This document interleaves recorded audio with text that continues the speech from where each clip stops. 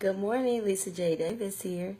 We're talking this week about understanding myself and others. Today is Monday, and I want to talk about the voices in my head.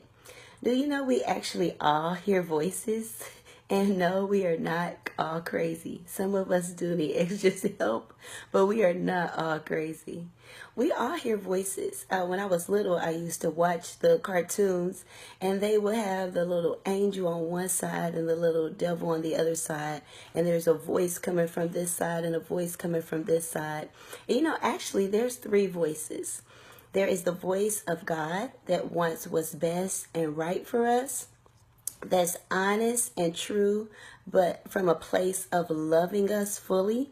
And there is the voice of the devil who wants what's bad for us, who wants to trip us up and trap us, because the best way to get at anyone is to get to their kids, and we are children of God.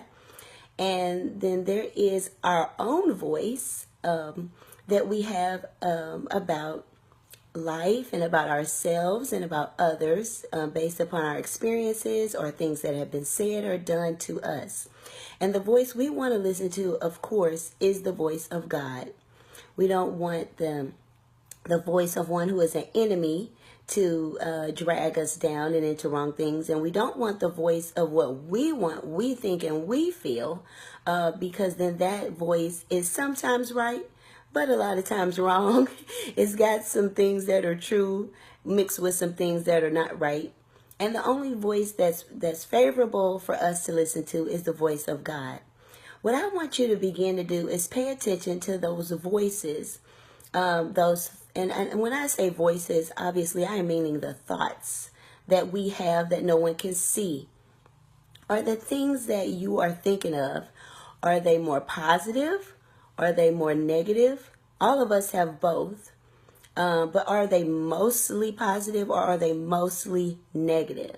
And that's the key. The voice of God is never negative. It may sound negative to us when God is telling us to do things we don't want to do because we're a little mixed up and we can be immature. But it's always the voice that's going to lead us to knowing how loved we are, how to have peace, how to make right decisions.